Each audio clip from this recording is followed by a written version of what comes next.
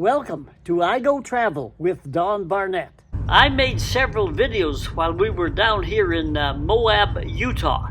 Each video is independent and you don't have to watch them in any particular sequence.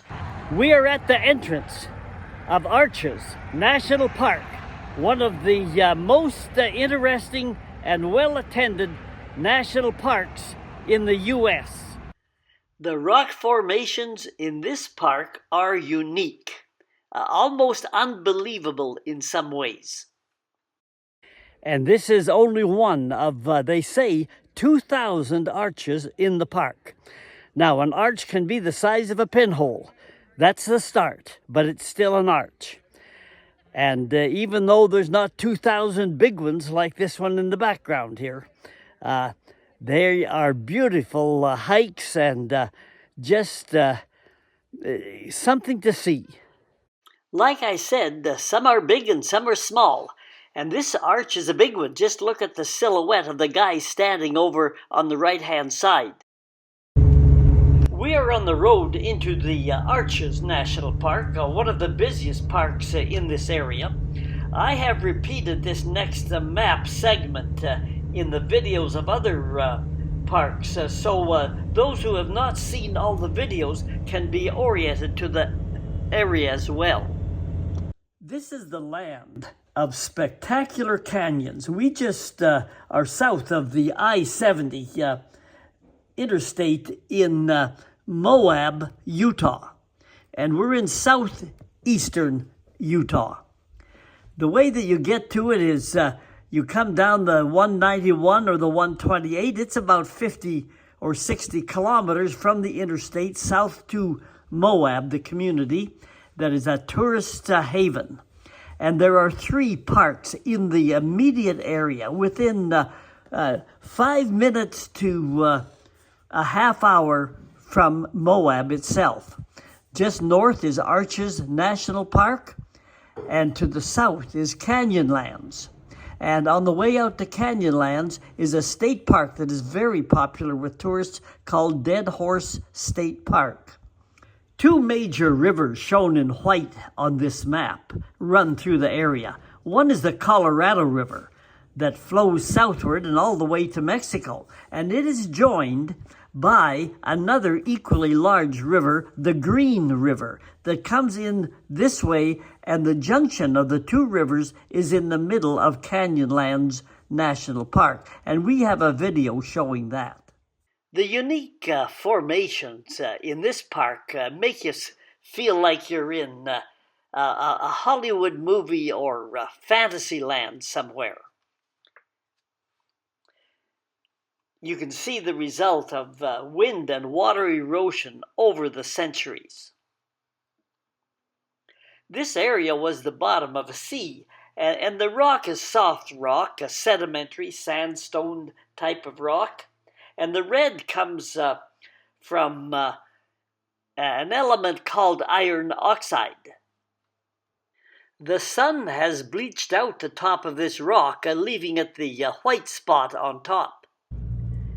Did I say that it was a busy park? Look at the lineup, and it's only 8 o'clock or 9 o'clock in the morning. They start lining up. Many of them will have tickets that they can show at the gate and get on in. I just don't know how long it takes. But the lineup seems to go forever. We're driving out, thank goodness. I believe that Arches gets about 1 million visitors a year. And they've had to go to a reservation system. You can't get into the park right now unless you make a reservation. Now, there's an exception to that. You can come before 7 in the morning or after 4 o'clock in the afternoon and drive through the park.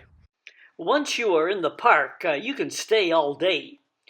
We did that this time and drove out around dusk, which gave us quite a different change of color. It was early spring, and about the only time this area gets some rainfall.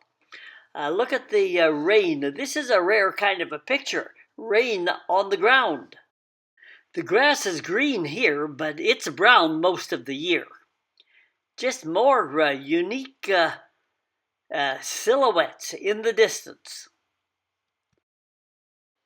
This was a small arch and a little bit bigger one, more formed. Many of these arches can be seen from the road. Here's another one behind me. And a couple of more formations. Just look at the erosion here. Seeing the formations was fun. Some of the countryside here, I stood under a big arch, this one here, and turned my camera upward and under the arch to give you an idea that some of these arches are big. And it goes across and down to the other side.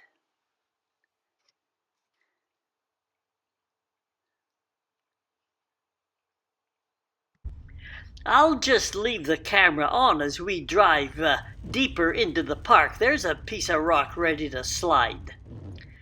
And I'll show you on a map where we're at. We entered the park at the visitor center, which is just a few kilometers out of Moab along the highway. And there's a lot of arches up in the windows area. And also another side road that we'll take, and I'll show you some parts of a popular arch in this area called Delicate Arch. And the road ends at about 30 kilometers from the visitor center, northward at a place called the Devil's Garden. And there's a small 50 capacity campground, reservations only, and very difficult to get into.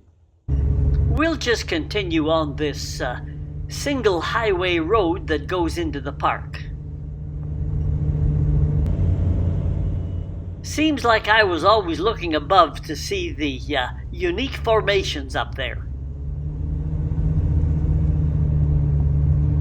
I wondered for how much longer this rock would remain balancing. In addition to the arches, there are all kinds of rock formations as a result of centuries of wind and water erosion. This was the bottom of an huge ancient sea, leaving a thick bed of sandstone that was carved over time as the water dried up. The time of day made quite a difference on the light on the rocks. This was in the middle of a cloudy day, and this was the same rock area a little bit later toward evening. Here are some more of the rock formations as we drove along the road northward into the park. In the lower right, you can see the highway down there. And in the background, you can make out the snow on the La Salle Mountains. I'll tell you about those in another video of this area. Look at this unique erosion from wind and water. Everybody wants to see Delicate Arch because it is the symbol of Utah. It is partway up the main road and over to the east.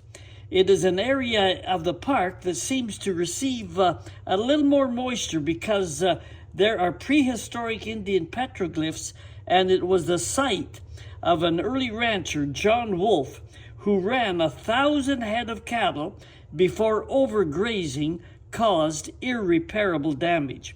And he then sold out to a few other owners who eventually sold to the park. Wolfe originally came out here with his son, and after a few years, his daughter and her husband arrived, and she saw what a mess the building, the house was in. She cleaned things up. But in those early pioneers with them, it was a rugged life in a rugged kind of country. And I talk about those old ranchers, those original ranchers before this area became parks. And I talk a little bit about them in both the Dead Horse State Park video and the one on Canyonlands. There's the famous Delicate Arch up on the horizon there. It is a 5-kilometer or so round trip to hike to get there. A lot of people do it, but when I look at 5 kilometers or more and then see 80 plus in my rearview mirror and fading fast, I say, who needs it? But I was thinking of you, and you'd be disappointed. So I did get not one, but 2 close-up pictures of the arch, just for you. I walked into this store in Moab, and this painting was hanging on the wall, so I took a picture of it.